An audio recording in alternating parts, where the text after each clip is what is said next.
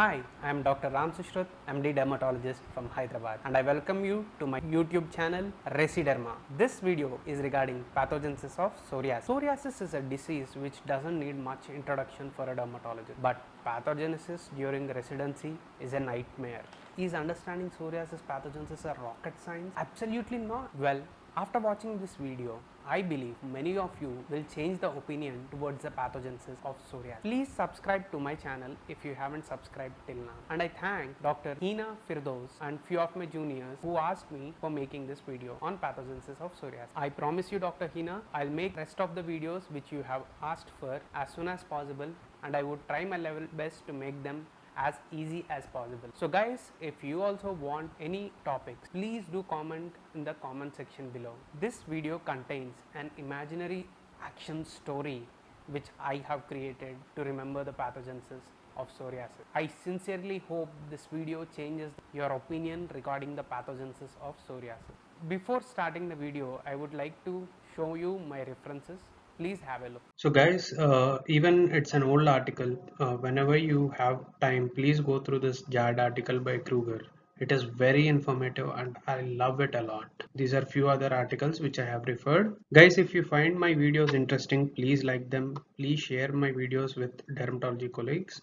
Do not forget to subscribe to my channel so that you get updates as soon as I post them. And most important of all, do comment on the comment section below regarding the topics which you want me to do in my next videos. So let's get into the details of pathogenesis of psoriasis. I'd like to tell a story before going into the subject part. Let us assume a remote area in an underdeveloped country whose ultimate power lies in the hands of army. The area is so underdeveloped that there is no access to media or other sorts of information with the outer world. Among the locals, there lived a group of people who were antisocials. Whatever might be the cause, whether they were influenced by people outside the nations or they themselves developed the antisocial thoughts, whatever might be the reason, they were doing some antisocial activities secretly. One fine day, a young spy who was newly recruited by the defense ministry has spotted the anti-nation. Or maybe on the same day, one of local police informers have also spotted them. For instance, let's assume that both have spotted them on the same day at the same time. The informer directly gives the information to the local police, but the spy has to report it to the different defense authority, which might take a little long process. So he decides to give a preliminary information to the local police. As soon as the police get their information, they go to the site to get into the action. After intimating the local police, the spy personally goes to report this issue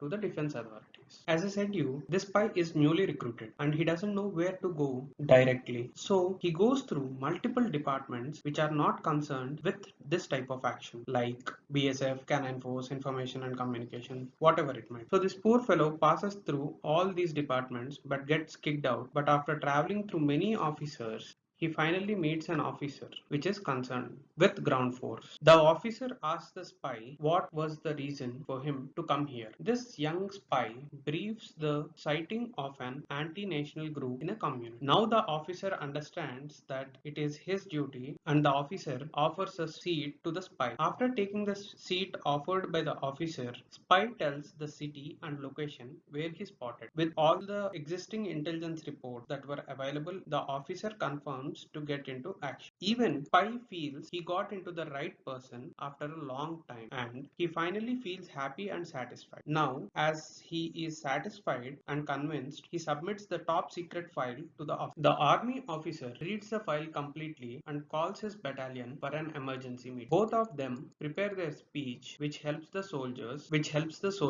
Among them, spy's speech plays an important role as he describes the place, environment, nearby landmarks, route map of where he spotted the anti-nationals, what are the weather conditions in that area, and how is the terrain in that area in detail as he has been to the spot previously. Due to some reason, if he misses the meeting, these details can't be provided to the soldier and it makes their work extremely hard. The meeting was organized and plan of action is detailed to each and every soldier. All the soldiers were given necessary equipment and special ID cards which authorize them to get into the site. Now the soldiers are ready and they are transported to the site. What is the fate of spy? As he has informed the army, he has to be protected. So he will be safeguarded in such a way that no one harms him. By the time army reached the spot, the police were already in action. Army soldiers worked hand in hand with the local police. The anti-nationals were also so powerful. There was a lot of collateral damage to the property of civilians because they couldn't be evacuated due to time constraint. As the situation turned to be intense, strict rules were implemented and surprise search operations have to be conducted onto the civilian houses. The situations grew bad day by day for both army and civilians. Many of the locals started panicking as they didn't know what was going on. Some of them started becoming rebels and became anti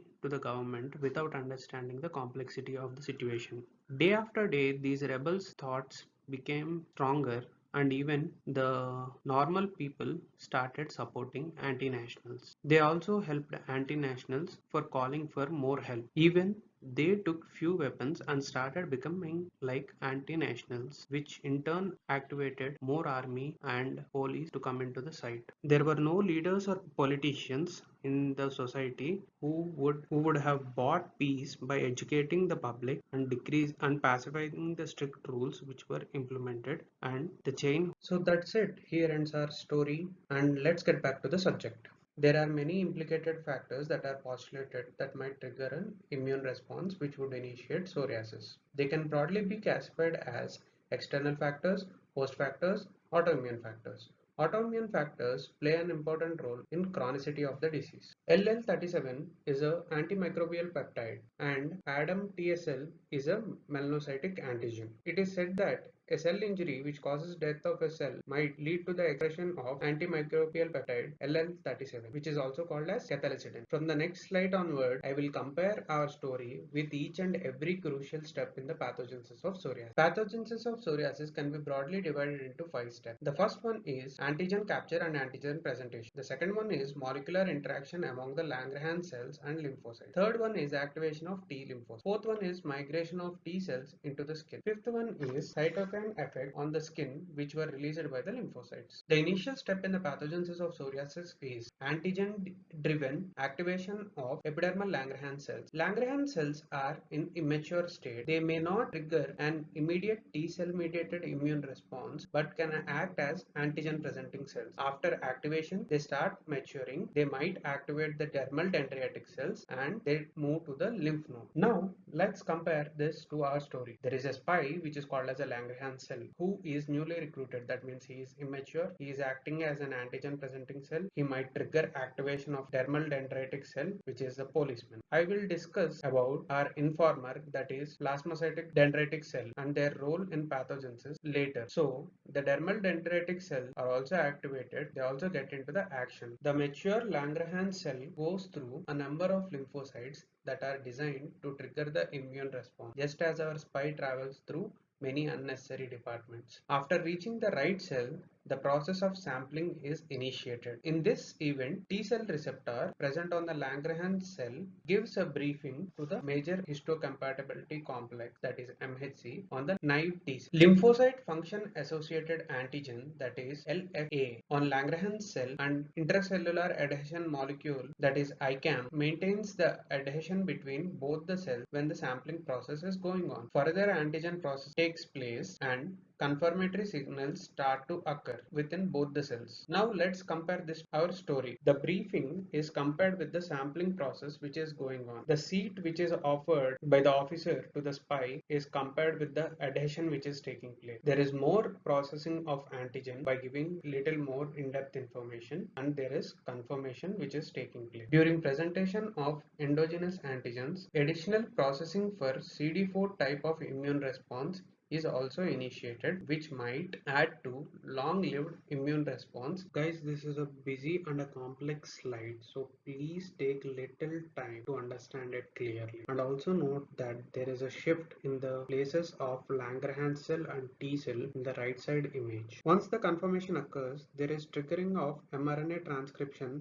for the synthesis of interleukin 2 and interleukin 2 receptors on lymphocyte, which would lead to further activation of T cells. Now, during the process of T cell activation, there is one more most important and crucial step called as co-stimulation of T cell activation. In this step, B protein on T cells, which are CD80 and CD86, interact with CD28 on Langerhans cells. This interaction signals activation and clonal proliferation of T lymphocytes. The reason why I call this as a very crucial step is because if the B7 molecules interact with CTLA4 instead of CD28, there will be release of inhibitory signals. Once the interactions takes place in a positive manner, there is synthesis of interleukin 12, which would activate Th1 cell proliferation. Along with interleukin 12, there are release of certain other factors like TNF alpha, interferon gamma, GM-CSF, which would stimulate clonal expansion of T cells. Now let's compare these processes with our story. Our spy felt satisfied after receiving a confirmatory signal from the officer. This is like synthesis of interleukin 2 and receptors, which would lead to T cell activation. After that, our spy submitted his complete file to the officer. This is like interaction between B7 molecules and CD28. Once the officer is convinced with the report, he calls for an emergency meeting